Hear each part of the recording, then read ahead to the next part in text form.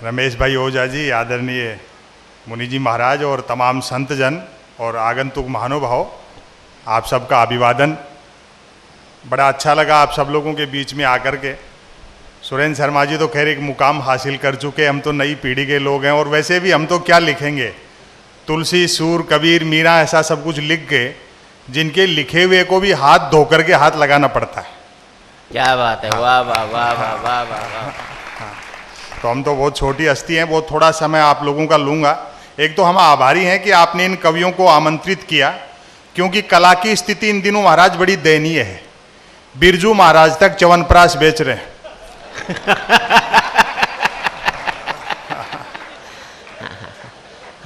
वैसे भी मुझे रमेश भाई ओझा जी की एक बात याद है, गुजरात अहमदाबाद के पटेल स्टेडियम में कवि सम्मेलन था, इन्होंने अपने उद्बोधन में कहा था कि मनोरंजन जो है वो विवेकपूर्ण होना चाहिए।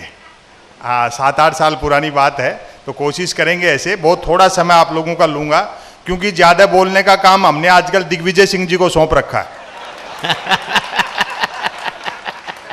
वो तो ब्रेक का काम भी हॉर्न से लेते हैं। शायद दिग्विजय सिंह जी ने तो मुंह में ऐसी सिम डाल रखी है जिसमें सिर्फ आउट गोइंग है।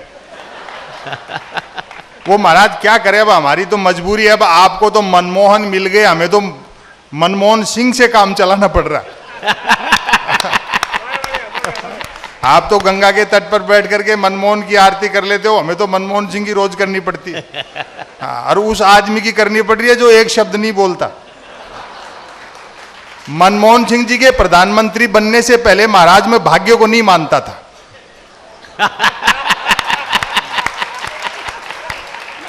वाह भी वाह। इतने भले, ईमानदार, योग्य अर्थशास्त्री, लेकिन दुर्भाग्य से उनकी योग्यता और ईमानदारी का लाभ उनके मंत्रिमंडल के अलावा किसी ने नहीं उठाया।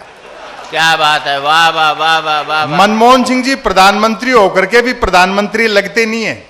कहीं ऐसा तो नहीं कि सोनिया जी ने मनमोहन सिंह जी को प्रधानमंत्री बना तो दिया और बता नहीं रखा हो।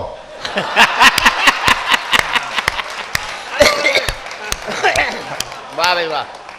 पिछले दिनों मिल गए थे कार्यक्रम में, बड़े दुखी थे, बोले यार हमें तो कोई देश का प्रधानमंत्री मानने को तैयार नहीं है। मैंने कहा सिंह साहब दुखी मत हो, जब तक सोनिया जी को दूसरा ढंग का आदमी नहीं मिल जाता आप ही भारत के प्रधानमंत्री हो। क्या बात है, वाह। फिर भी अगर आपको कोई प्रधानमंत्री नहीं मानता तो एक मंत्र देता हूं, देश नहीं दुनिया मान जाएगी, आप ही भारत के प्रधानमंत्री हो। बस इतना सा कर लो। दिल्ली में आपका जो बंगला है, जिसके बाहर नेम प्लेट लगी है, जिस पर लिखा हुआ है प्रधानमंत्री डॉक्टर मनमोहन सिंह, नीचे ब्रैकेट में लिखवा लो मैं ही हूं। वो तो सन 2011 में लोगों ने पहली बार टीवी के स्क्रीन पर देखा मनमोहन सिंह जी को, जब भारत पाकिस्तान के बीच क्रिकेट वर्ल्ड कप का सेमीफाइनल था मोहाली में। अच्छा साहब, उस बुजुर्ग आदमी पर क्या गुजरी होगी जिसे 8-9 घंटे वो मैच देखना पड़ा, जिसके बारे में जानता नहीं।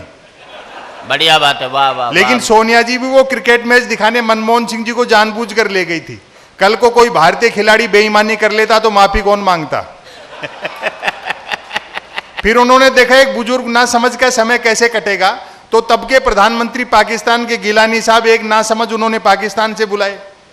दोनों के सोफे अगल बगल लगा दिए स्टेडियम में, भाई दो ना समझ हो तो अपना टाइम काट लेंगे।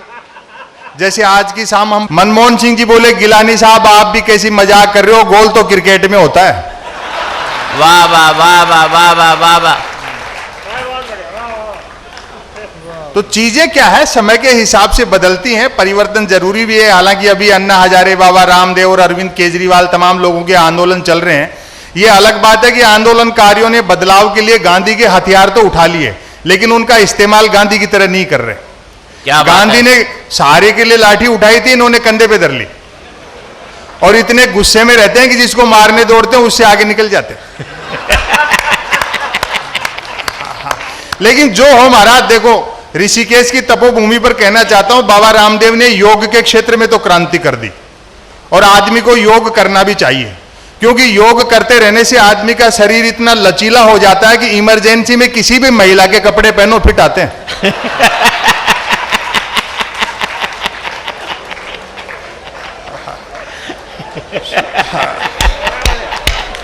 वाह वाह वाह वाह वाह वाह। सुखी रहने का सबसे बेहतरीन आसन है यू टर्न आसन, जो बाबा ने सिखाया। वो स्वस्थ और सुखी रखता है यू टर्न आसन। जब तक सामने वाला डर रहा है तलवार से काम लो, जैसे खुद पे आ गई सलवार से काम लो। और सरकार तो सरकार, विपक्ष भी कितना गंभीर है देखो आप। बाबा पर लाठीचार्ज हुआ तो भाजपा ने राजघाट पर धरना प्रदर्शन किया विरोध में, तो प्रतिपक्ष की नेता सुषमा स्वराज ने उसमें डांस किया।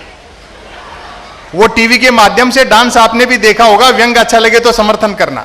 राजघाट पर सुषमा स्वराज का डांस देखकर मेरे ख्याल गांधी जी ने भी सिर पीट लिया होगा कि यार मैंने अंग्रेजों से लड़ाई स्वराज के लिए लड़ी थी या सुषमा स्वराज के लिए लड़ी थी। तो हमें तो ये सारी चीजें भुगतनी पड़ती हैं और समय के हिसाब से चीजें बदलती भी हैं और बदलाव जरूरी भी है। मैं देखता हूं नौजवान लोग भी बैठ करके कवि सम्मेलन का आनंद ले रहे हैं। आज ये महेंद्र अजनबी होटल में कह रहे थे, एक आदमी नॉस्टैल्जिया में जीता है कि हजारों साल पहले हम ऐसे थे या वैसे थे या जो भी कुछ था, लेकिन समय के हिसाब से चीजें बदलती हैं। आज ही कह रहा था होटल में, बोले देख यार संपत कितना खराब टाइम आ गया। एक जमाना ऐसा था जब मैं दिल्ली में 5 रुपए लेके बाजार में निकलता था और घंटे भर में बोरा भर के सामान ले आता था। मैंने कहा महेंद्र अजनबी अब ये संभव नहीं है, क्योंकि हर दुकान में सीसीटीवी कैमरे लग गए।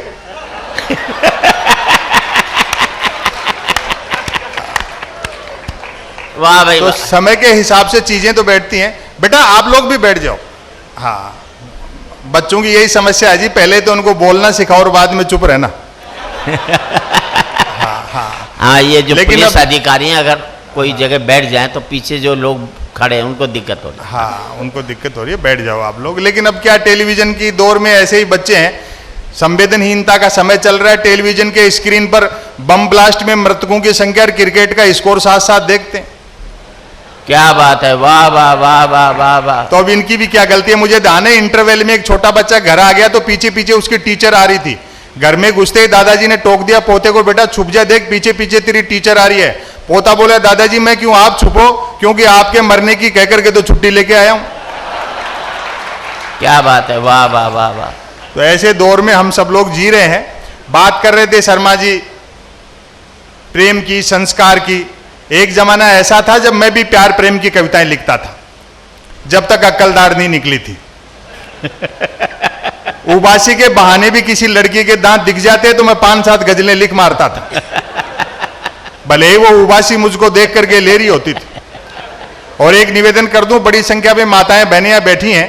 प्रकृति के, कुदरत के, सृष्टि के नियम बदल सकते हैं, औरत के प्रति पुरुष की मानसिकता नहीं बदल सकती। मर्द की फितरत होती है, अर्थी के रास्ते में भी लुगाई मिल जाए तो 80 साल का मुर्दा भी वाइब्रेशन मोड पर आ जाता है।